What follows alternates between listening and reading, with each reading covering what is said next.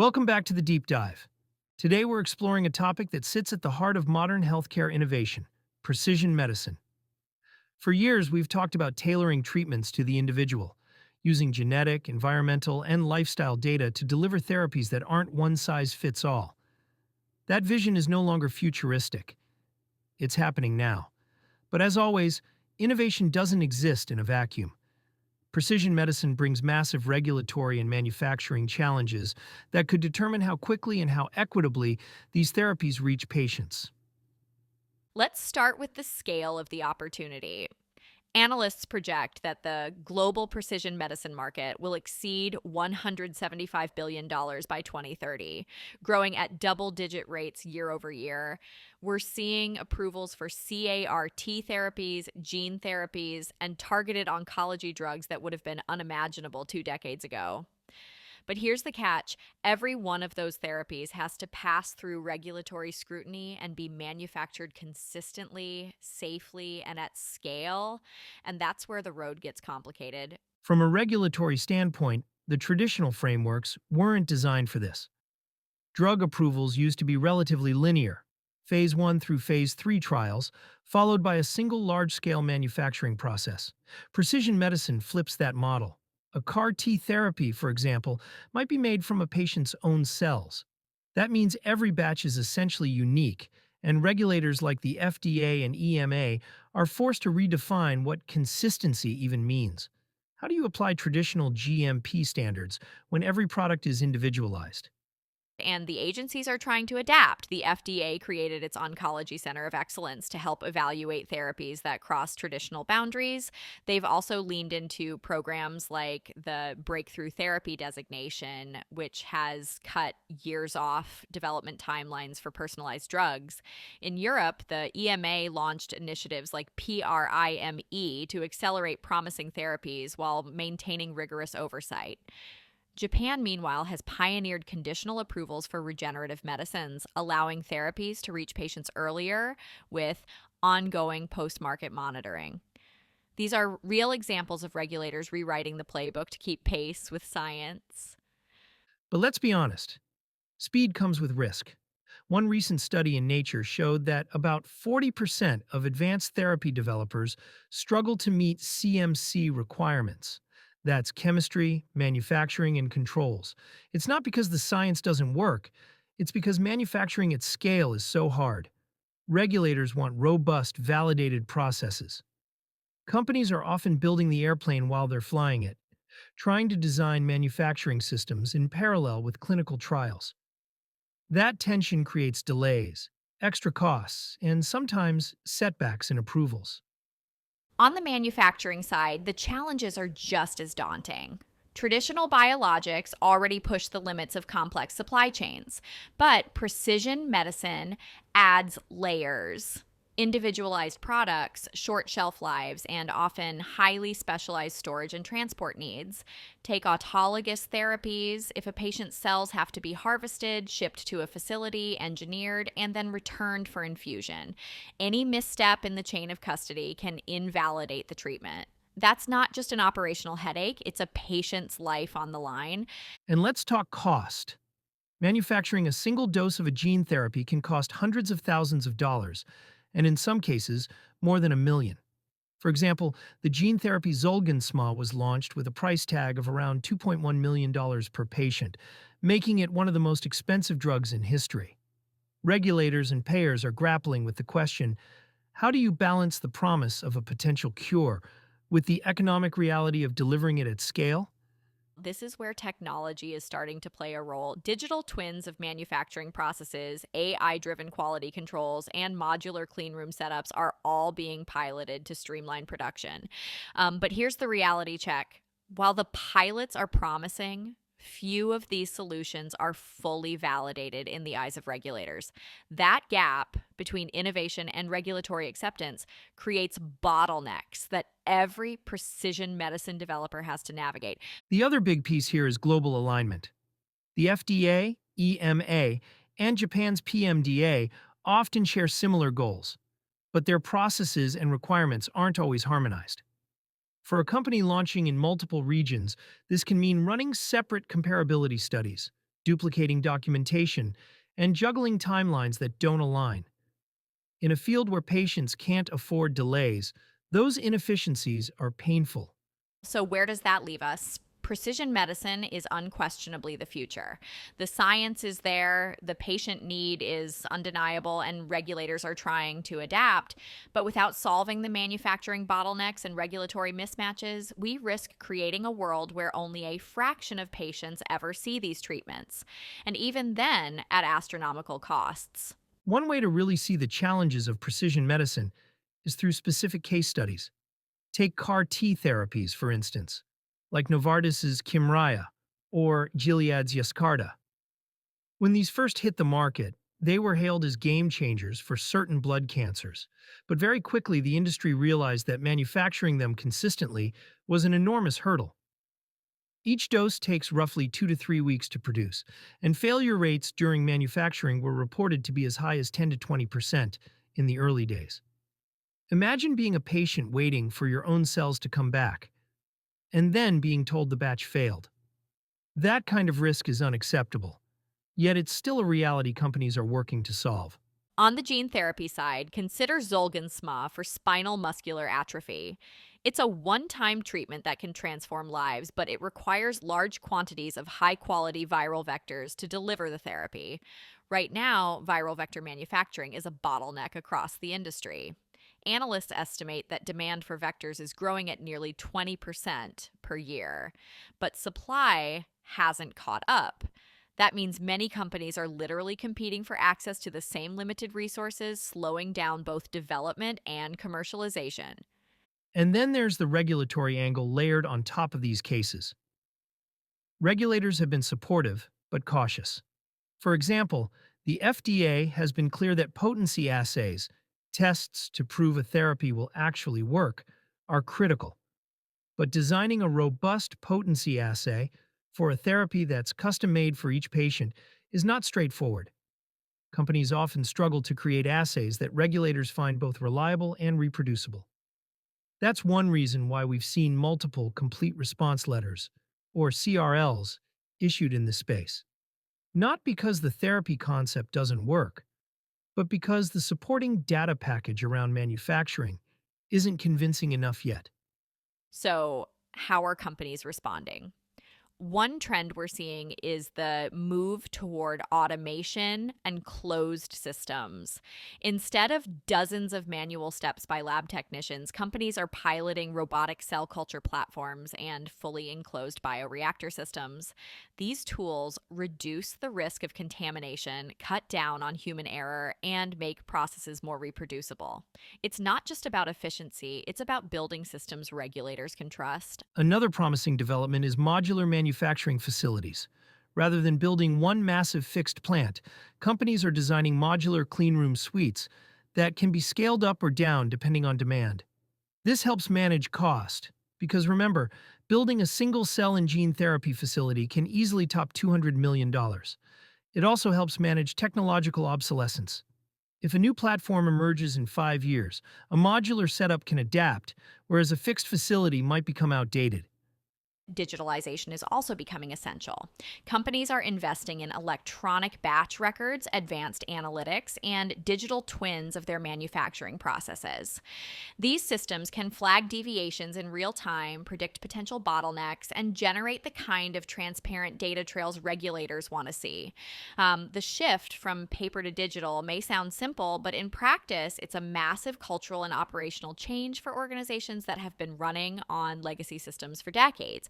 But let's not forget the global picture. While the US and EU are leading, countries like China are rapidly scaling their own precision medicine programs. China's National Medical Products Administration, NMPA, has been pushing hard on gene therapies with dozens of clinical trials underway. The challenge is that their regulatory frameworks don't always align with Western standards, which creates hurdles for companies aiming for global launches. Japan, meanwhile, continues to pioneer conditional approvals for regenerative medicine, showing how alternative regulatory models can speed patient access while still ensuring oversight. Equity is another critical issue. If these therapies remain priced in the hundreds of thousands or millions per patient, then only wealthy health systems will be able to offer them.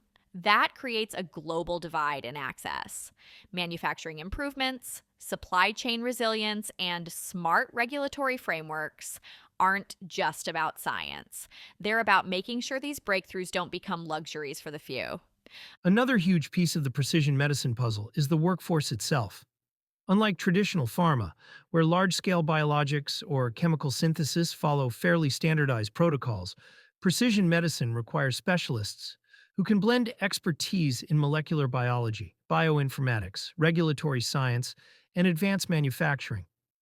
A recent survey from the Alliance for Regenerative Medicine found that over 70% of cell and gene therapy companies list workforce shortages as one of their top barriers to growth. That's striking because even with automation, you still need highly trained staff to validate processes, oversee regulatory compliance, and troubleshoot when things go wrong. This shortage has ripple effects. Smaller biotech startups may develop groundbreaking therapies, but without the talent to scale manufacturing or navigate global regulatory frameworks, they're forced into partnerships or acquisitions earlier than they'd like. Larger pharma companies, meanwhile, are investing heavily in workforce training programs, sometimes building manufacturing academies where new hires spend months learning aseptic techniques, clean room operations, and the regulatory documentation required to bring these therapies to market. Payers are another critical stakeholder in this story. As we touched on earlier, the price tags for many precision medicine therapies can reach into the millions.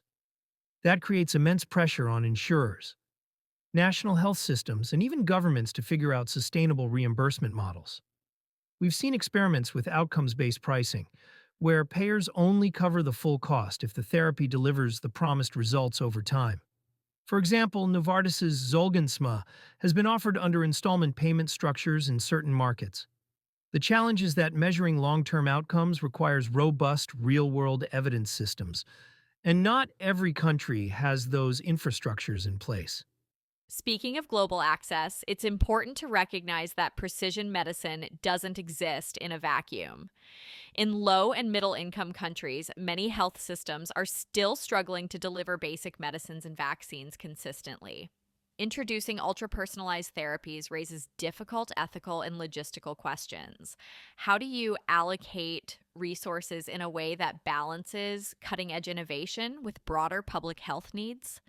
Some argue that unless manufacturing costs come down dramatically, precision medicine could widen global health inequities instead of narrowing them.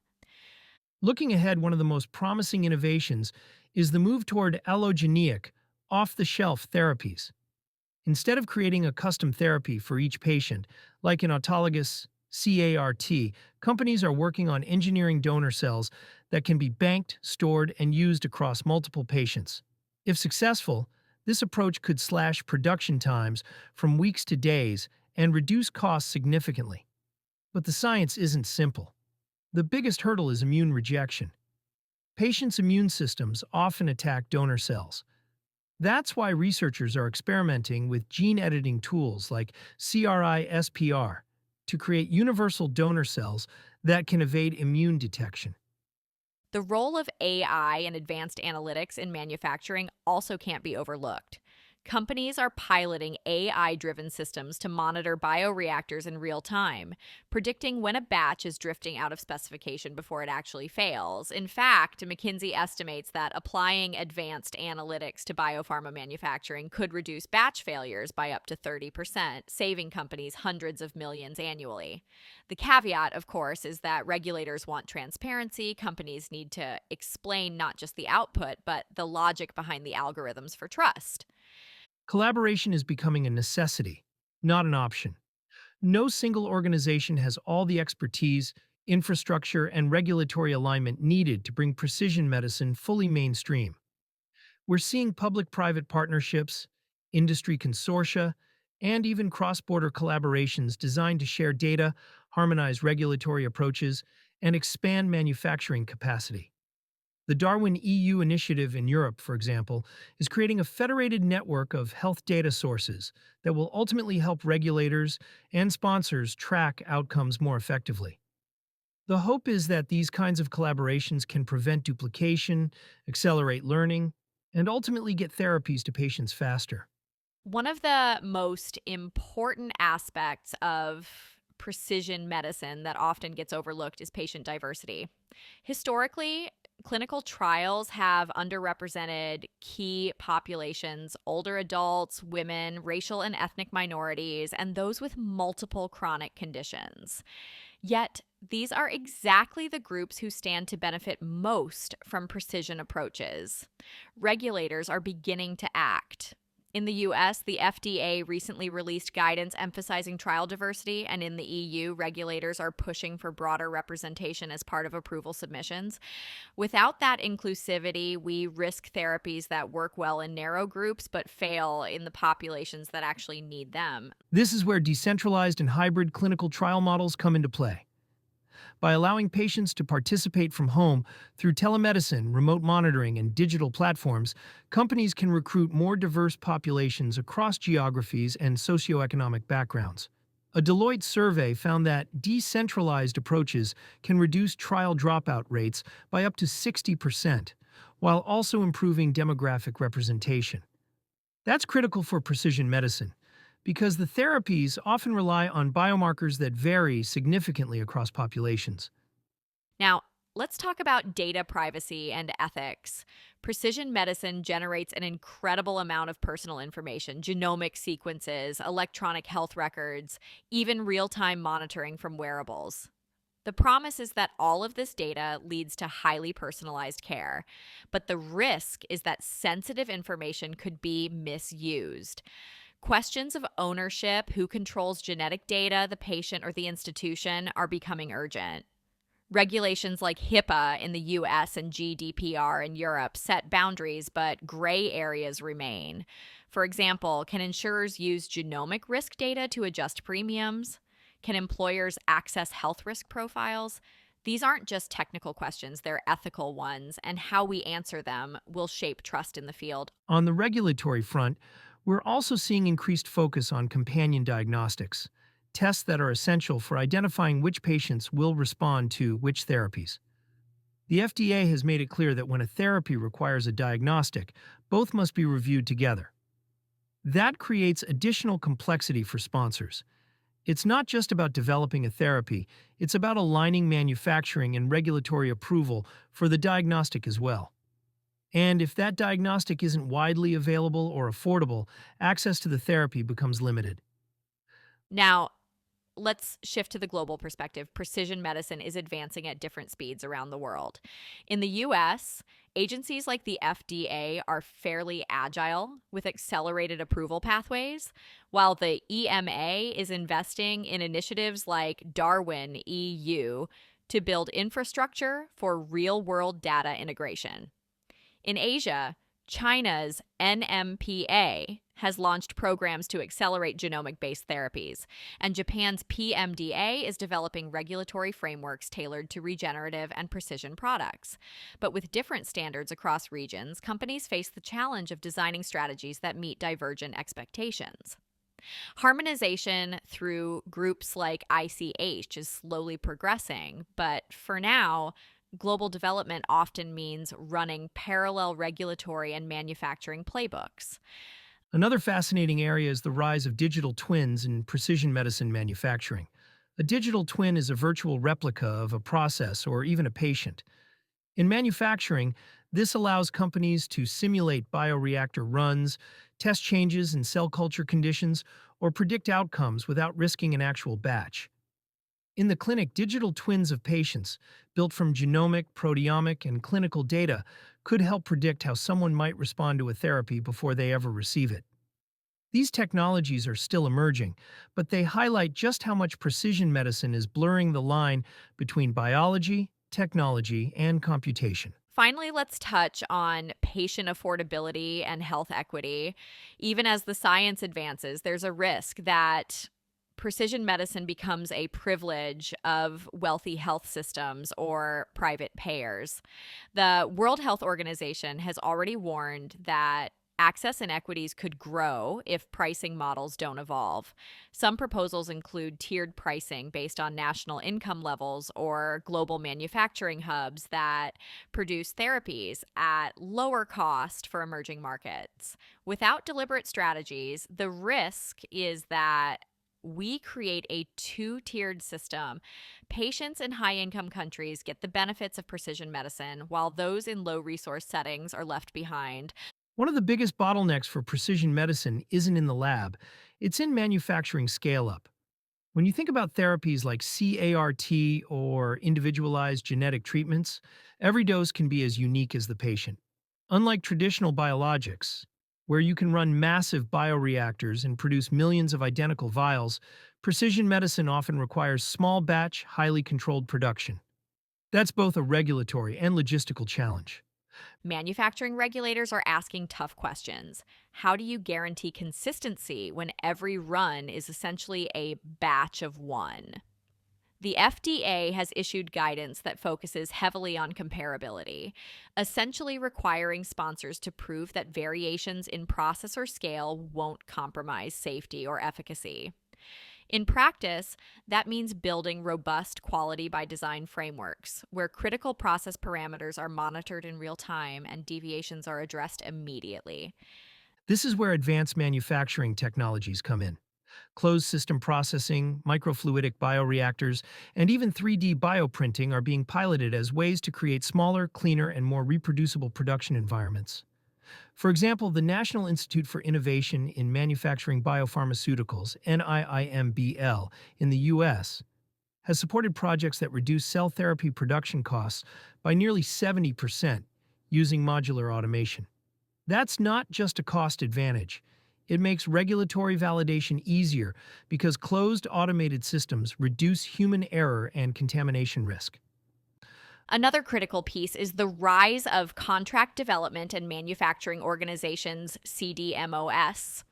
Many biotech companies pioneering precision therapies don't have the capital to build their own specialized facilities. Instead, they rely on CDMOS that can provide GMP compliant environments and regulatory expertise. But this creates its own challenges. Regulators expect clear oversight, meaning sponsors remain responsible for quality even if the work is outsourced. That's why quality agreements, data sharing frameworks, and joint audits between sponsors and CDMOS are becoming standard. We also need to highlight the role of supply chain resilience. Precision therapies rely on sensitive materials, viral vectors, plasmids, CRISPR reagents that are not only expensive, but often in short supply. A 2022 Alliance for Regenerative Medicine report found that global demand for viral vectors outstripped supply by more than fivefold. That shortage directly delays clinical programs. Regulators like the FDA have even urged companies to submit detailed supply chain risk assessments with their applications. It's not enough to prove your therapy works.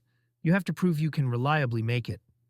On the regulatory side, we're seeing innovation as well. Agencies are embracing regulatory science pilots designed to speed up reviews without sacrificing rigor.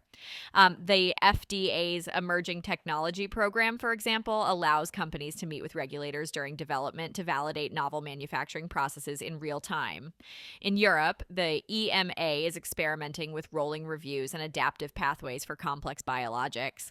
These initiatives signal a shift. Regulators recognize that if frameworks remain static, innovation will stall. Let's not forget real world evidence in the manufacturing conversation. It's not just clinical outcomes that matter. Manufacturing performance data itself is being fed back into regulatory decisions. For example, real time release testing, where data from in process controls replaces lengthy end product testing, is gaining acceptance. That's only possible if sponsors can demonstrate statistically that their in process analytics are just as reliable as traditional batch tests. If adopted broadly, this could shave months off development timelines. Another frontier worth discussing is AI and digital manufacturing twins. Imagine running hundreds of virtual simulations of a bioreactor before ever scaling up physically. These digital twins are already being piloted in precision biologics, helping companies predict how slight changes in pH, temperature, or raw material quality will impact yield. Regulators are cautiously optimistic but require transparency. Sponsors must explain the assumptions behind the models and prove that they correlate with real world outcomes. Finally, let's look at collaboration models. The complexity of precision medicine means no single player, whether it's a biotech, CDMO, regulator, or academic lab, can solve the challenges alone. We're seeing pre-competitive consortia like the Accelerating Medicines Partnership, AMP, and Bioforum Drive standards for manufacturing and regulatory alignment. These collaborations help define best practices in areas like cell therapy supply chain, digital health integration, and comparability studies. For smaller companies, tapping into these networks is often the only way to access the expertise and infrastructure needed to reach market. As we wrap up today's deep dive, one thing is clear: precision medicine is no longer a vision for the future. It's here now. But realizing its full potential means confronting challenges head on. Regulatory agencies are asking harder questions about consistency, quality, and data integrity. Manufacturers are racing to adapt facilities, supply chains, and technologies for treatments that can't be produced the same way traditional biologics are. The opportunities are enormous. We're talking about therapies that don't just treat symptoms, but target root causes at the genetic and molecular level. Yet the hurdles are equally daunting: shortages of critical inputs, fragmented global standards, and the sheer cost of scaling individualized treatments. The companies that succeed will be those that build resilience into every step: robust quality systems, flexible manufacturing platforms, proactive regulatory engagement, and partnerships that extend beyond their own walls. At Emma International, this is exactly where we help life science innovators navigate complexity. From aligning with regulators to designing scalable quality systems, our focus is making sure that groundbreaking science becomes reliable, accessible medicine. So the future of precision medicine depends not just on innovation in the lab, but on innovation in regulation, manufacturing, and strategy. Get those right, and we'll see therapies move from last resort miracles to standard of care solutions. Thanks for joining us for this conversation. We'll be back with more insights on the trends shaping life sciences. Until then, stay safe, stay compliant, and stay innovative.